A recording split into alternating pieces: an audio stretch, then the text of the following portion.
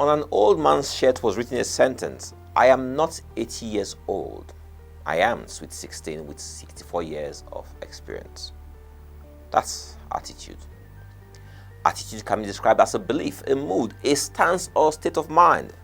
Just yesterday, someone was telling me about her experience in farming catfish. She said it takes an average of 7 months to rear a batch of fish, and that she sometimes experiences stunted growth in about 30% of the fish. This means that she has to sell them cheaper than the bigger ones.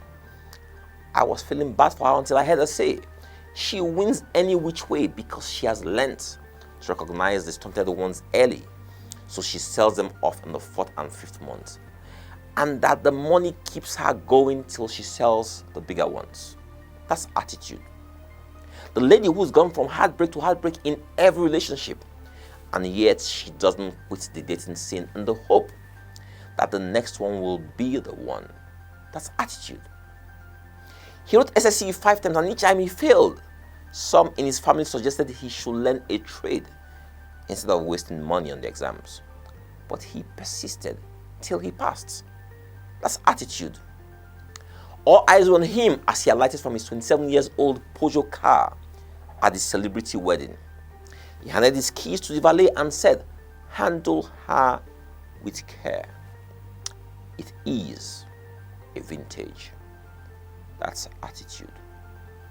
Why is attitude important? It is the difference between seeing a glass as half empty or half full.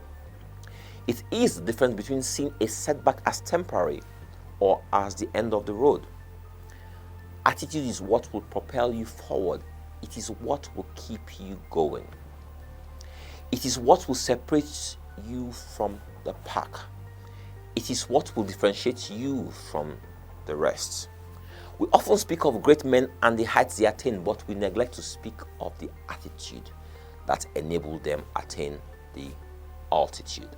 Attitude is why when most say there's a casting down, few say there's a lifting up.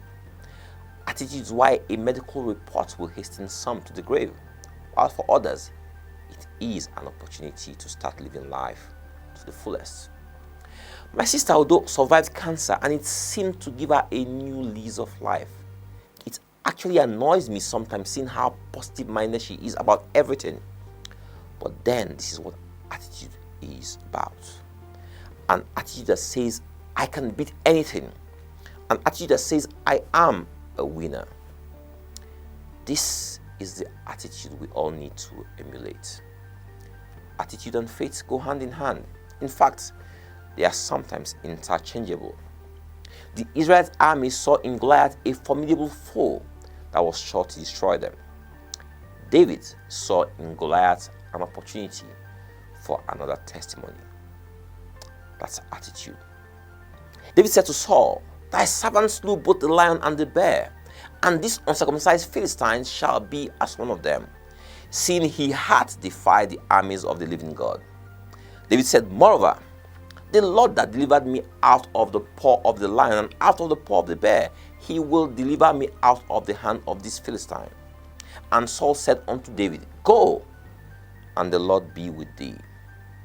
Is this attitude faith or both? And when David looked about and saw David, he disdained him, for he was but a youth and ruddy and of a fair countenance. And when the Nigerian government saw the END SARS protesters, they disdained them, for they were youths. And the Philistine said unto David, "Am I a dog that thou comest to me with staves?" And the Philistine cursed David by his gods. And the Nigerian government asked the END SARS protesters, "Is this how you have belittled us, that you come to fight us with Twitter?" Now, let us carefully consider what's going on here. Attitude and faith must be anchored on something. Ultimately, when you enter into battle, this is what the enemy will test. How strong is your breastplate?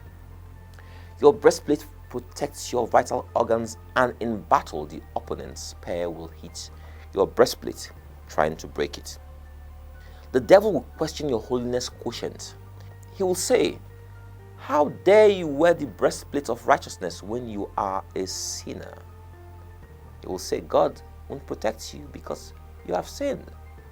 He will say, "This sickness will consume you because of that act of indiscretion. Immediately you see what the devil is seeing, then your breastplate is broken. Your attitude is dented, your faith diminished. The Nigerian government said, how can these lazy Yahoo youths be confronting us? How can these kidnappers be confronting us?